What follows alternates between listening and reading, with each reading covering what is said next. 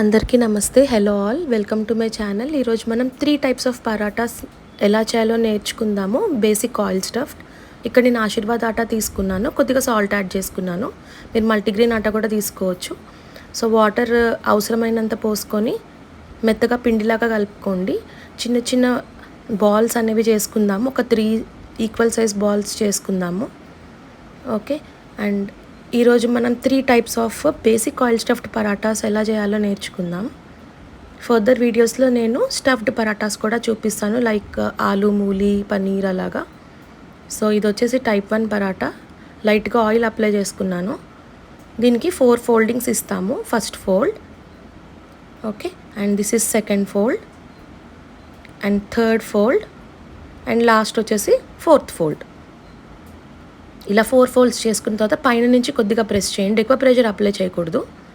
పైన నుంచి మళ్ళీ మనం పొడిపిండి అనేది చల్లేసుకొని పామేసుకోవడమే. రెగ్యులర్గా చపాతీ మనం ఎలా పాముతామో అలా పామేసుకోవడమే. సెకండ్ టైప్ చూడండి, ఇది మల్టీ లేయర్డ్ అనమాట. సేమ్ ఇలాగే కొద్దిగా ఆయిల్ అప్లై చేసేసుకొని మనము ఫోల్డింగ్స్ అనేది మల్టిపుల్ ఇస్తాము. ఇక్కడ ఏంటంటే మనం ఎన్ని ఫోల్డ్స్ ఇస్తామో అన్ని లేయర్డ్ ఆఫ్ పరాటా అనేది మనకి ఫైనల్గా రెడీ అవుతుంది. సో ఇక్కడ నేను నా సైజ్కి తగ్గట్టు నేను ఎన్ని లేయర్స్ అయితే ఇవ్వగలనో అన్ని లేయర్స్ నేను ఇచ్చాను. ఇలా ఫ్లాప్ చేసుకుంటూ మనము లేయర్స్ అనేది ఇచ్చుకుంటాం. ఈ విధంగా ఫోల్డ్ చేసుకోండి. ఆఫ్టర్ ఫోల్డింగ్ ఏం చేయాలో చూడండి. ఇక్కడ నేను ఇలాగా నిల్చోబెట్టేసి రోల్ చేశాను. కంప్లీట్గా రోల్ చేసిన తర్వాత నిల్చోబెట్టేసి లైట్గా ప్రెస్ చేసుకోండి. ఒక ఫ్లవర్ లాగా అవుతుంది మనకి ఫైనల్గా. పైన నుంచి కొద్దిగా ప్రెస్ చేసేసుకొని మనము పైన నుంచి కొద్దిగా పొడిపిండి అనేది చల్లేసుకొని పామేసుకోవడమే.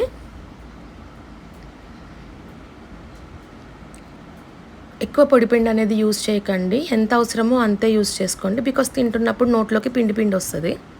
అండ్ ఇది final one.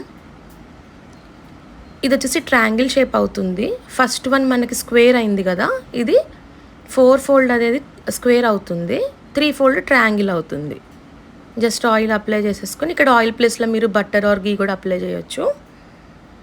Okay, that's it. ఇది ఒక ట్రయాంగిల్ షేప్లో వచ్చేసిన తర్వాత మళ్ళీ పిండి చల్లేసుకొని పైన నుంచి పామేసుకోవడమే.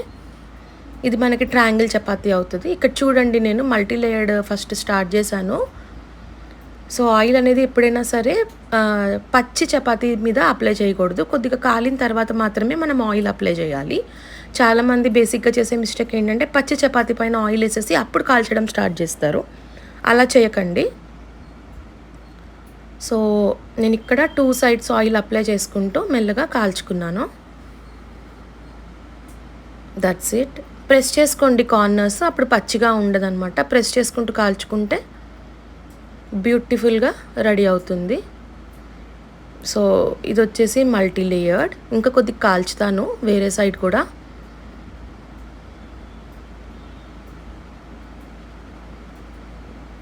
ఎక్కడ పచ్చి ఉందో అక్కడ ప్రెస్ చేసుకోవాలి. ఇది వచ్చేసి స్క్వేర్ షేప్ 4 లేయర్డ్ పరాటా.